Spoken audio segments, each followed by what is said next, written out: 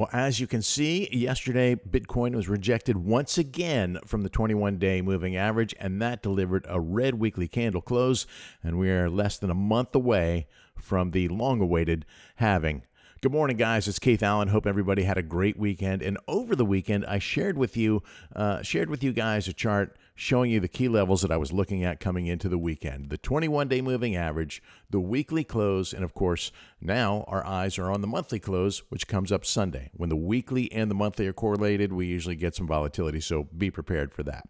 And as you can see, we did indeed get that rejection from the 21, and now we're looking at what's going to happen from here, right? So let's first take a look.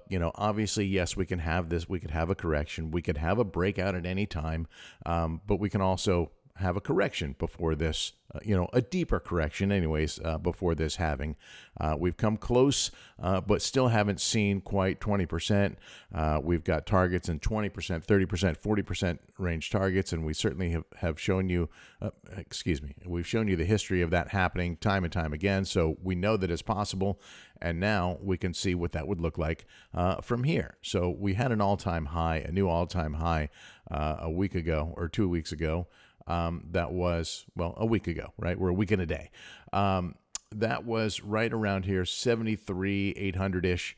And, that was a hard rejection from this upward channel. This channel is what I consider to be the lifetime channel, and where I believe price needs to go to get into, real price discovery mode, right? If we want to see real, uncharted waters, then we got to get up and back up in here, because there's no structure, there's no friction anywhere. We had a midway line and a top line that would be the, imaginary barriers between, astronomical numbers. But until we get back up into this range, I believe that this lower end of this channel is the glass ceiling on Bitcoin. So let's first look at a wide view of fire charts, right? Because I always like to gain some perspective, and this 3-year chart, I think, does that for us. Here we can see, obviously, we've had some tremendous rips here, and these straight lines always a little bit of a concern for me. We can see this one has fully retraced. This last run from the 60K level has fully retraced. We came through that 58 to 60 like a hot knife through butter, so not surprised here. We do see some support still here in the 60K range, 58 to 60, and we do have some history in that range for sure. Let's go to, I got another chart with that history. Let me find it really quick. Right here, okay, we do see we have some history here in that 58 to 60K range, and we have a nice moving average there. That's the 50-day moving average. Let me clear out these trend precognition signals and make this a little bit easier to look at, right? So I talked about ripping through this 58 to 60 really easily. We had no friction here this time around, but historically there has been some friction in that range. We have quite a bit of history in the prior bull market here, where first it acted as resistance, and then it we broke through, came back down quite easily. Then we had this distribution rally, a little bit of resistance, a little bit of support for a little while, and then things started to break down further. So that's why this is an area of interest for me in this 58 to 60K range.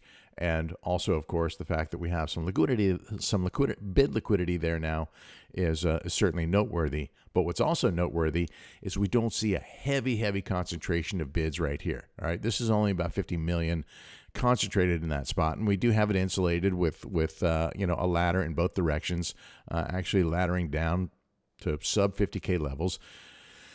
But there's just not a lot there. I'll push that contrast for you for a second just so you can see what's coming down here. But we don't have a ton in this range here. So I want to go back to the full scope of volume profile here, so we can see that, what I'm looking for here is to see concentrations of bid liquidity in that range, that are brighter. All right, this is 100 million just in one shot, right? So that was 200 million. This is actually two levels in this block.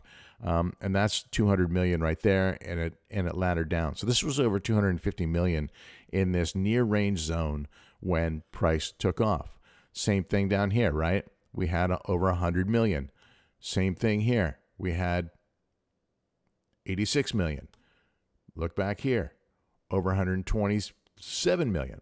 So I'm looking for a higher concentration of bid liquidity close to price that really serves as a foundation for this move. We may not get it. Okay, that's fair. We may or may not get it. But now let's drill in a little bit and see what things look like here in shorter time frames. Okay, so now we're on the monthly chart, and we can see that we do still have pretty good resistance overhead here. This is where we're at right now. A nice ladder, a cluster of ask liquidity here. Resistance here at the prior all-time high, and then this is that channel that we talked about up here at the 75K range right now. All right, so all of these things are coming into play for me, and this is kind of what's building the narrative. So are we going to step back? Are we going to fade back into this red zone here, 58 to 60K level, and test support before we get to the monthly close?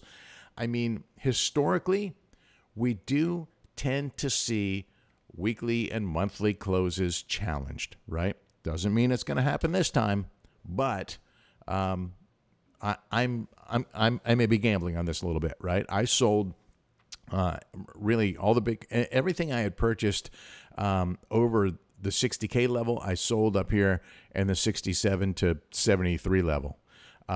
Mostly around the 67 level, of course, because that's how my luck has it, right? But, so I'm looking to improve on my cost basis and buy back in. I've bought a little bit on these dips here, but I'm really betting really on the fact that I'm expecting a pullback to retest support. Our weekly close, our monthly close last month was right at 61.1, depending on what exchange you're at, right? So let's say 61.1 is, right around here. And you can see, right? Boom, tip to tail right here where we picked up from on the monthly open. So are we going to close our 1, 2, 3, 4, 5, 6, 7th consecutive green monthly candle, which incidentally has never ever happened? 1, 2, 3, 4, 5, 6 is the most we've ever seen. Not saying it can't happen. There's always first time for everything, and we're certainly in kind of a new era with ETFs. But guess what?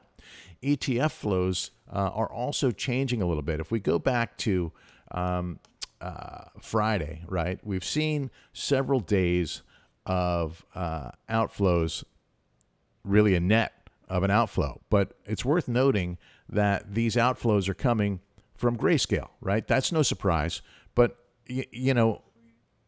those folks who own the Grayscale ETF versus all the others are in a little bit different situation because they had been holding those assets for quite some time as part of the Grayscale Bitcoin Trust. They were converted into an ETF, and now these people are redeeming because either they're in fat profit and they want to take that profit, and or because of these exorbitant 1.5% fees, which, of course, Grayscale has made hundreds of millions of dollars off of, and they're very happy to continue to do that. But look down here, right? So every once in a while, we'll see some outflow coming from Invesco, surprisingly, but none of the others. Well, a little bit here, right? So, but very little net outflow coming from the others. I think these may be just some buying opportunities, But at scale, I think we almost have to take Grayscale's outflows out of the equation, right? We know this is going to continue, and when Grayscale CEO Michael Sonnenschein said that he felt like fees would come down gradually over time, I don't expect those fees to come down until these outflows slow down to a trickle or nothing. So in terms of the others, what's interesting to me is that they've slowed their roll a little bit here, right? And so the fact that they haven't sold or sold en masse, to me, is an indication that their long-term sentiment is bullish, but it's a short-term indication that they perhaps are looking for a dip to buy, as am I, okay? And again, like I said, this could be a gamble, right? I may not improve that entry. Okay, so, and right now I'm getting challenged because price is right up around where I sold a lot of what I had purchased. I have bought the dips, I've sold the rips, now I'm anticipating something different happening here this week as we approach that monthly close. So if we went back down and tested this, I'm very happy to buy in that range as long as I see that bid liquidity is strengthening. But what's happening here? It's not strengthening. It's actually thinning here. Now, some of it has laddered up a little bit, and that's worth noting. But if we push the volume percentile filter a little bit, we can see that this is not exactly a super strong position. It's not a super strong amount of support. It's also not a super strong amount of resistance, but it's holding for the moment. You see some of it coming down from above, right? Pushing price down. So if price went back down here, yeah, I'm a buyer. But I'm also cautious and looking to see if we start to see more bid liquidity come in lower, right? As price starts to move, we start to see liquidity move. So that's what I'm going to be watching for. Really, this concentration of bid liquidity right here. How does it change? Do we see more moving up? Which is sentiment, which to me I interpret as sentiment that they're chasing price and they believe it's going to go up, or they're trying to herd it upwards, or are we going to see things break down? Taking things down onto the weekly time frame now. Same set of circumstances here. These thinner areas, these dark zones of thin liquidity, that's where price can move through very, very easily. Same here, right? There's very little liquidity there. It takes very little to push price through those ranges. So liquidity dampens volatility. This is what you want to see, and quite frankly, I want to see more of it to have confidence that when you take the volume profile off, it's hard to see that there's very much there. We must have had a big concentration at some point. Let's see, what was the bigger range up here, right? 35 million. Something in that range.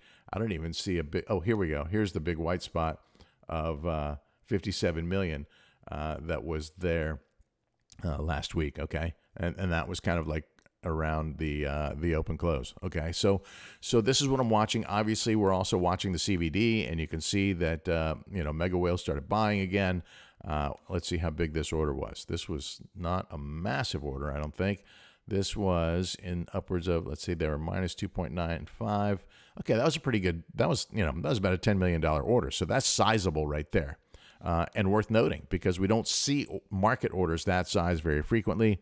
And when we do, it's usually to take out a wall of some sort. So if we look here, we can see that they did just that. They took out this wall here and pushed up, but still they're running into resistance at the 68K level. So red here is selling, purple buying a little bit, at least on this time frame. If we drill down into the daily, it's a net negative for that red class of sharks that has been buying so aggressively since Christmas time, right? And this is the order class that I have come to the conclusion, or made the assumption, I should say, that it seems to be either related to the ETF flows or just to the overall sentiment related to ETF flows and Halving, that they've been buying so aggressively. And anytime that they start selling,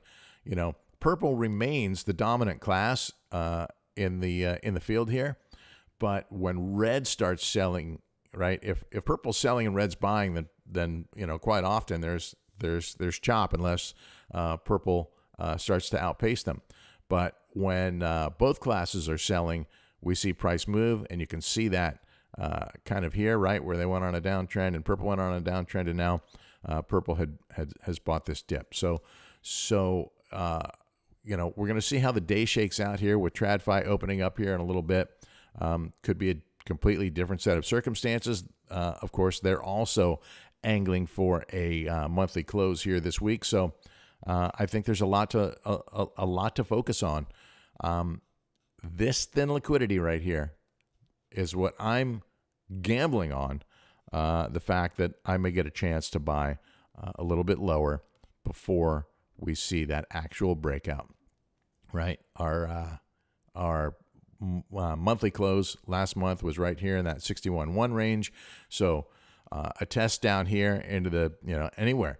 64 might hold again. Maybe it's 63. Maybe it's 62. Maybe it's down to 60, or maybe we get that. Maybe we get that gift and go sub 60K down into this 58, 59 level, which of course correlates beautifully with the 50-day moving average right there in the sweet spot around 59K. That's what I'm looking at. Hope that gives you some insight. And again, like I said, I'm gambling on the fact that I might get a chance to buy here. I very well may not. I've been wrong plenty of times before, and this might be one of those times. So going to have to see if I get it right. And if I get it wrong, hopefully this is the last time I have to learn that lesson, because sometimes it's just really, really hard to beat buy and hold. So that's where I'm at. Hope that helps you out. As always, nothing I say or share on these analysis should be considered trading advice of any way, shape, or form. Do your own research. Remember, trading is risky. Manage your risks so you can stay in this game for a long time. If you like the content, please do me a favor, share a comment. I love the comments. I love that feedback I'm getting from you guys, and that definitely makes my day, and also makes me want to continue to keep doing this and helps me grow the channel. So if you like it, please share a comment. Smash the like button, share it, and help me grow this channel. I really, really appreciate that. Hey guys, we got a big week ahead of us.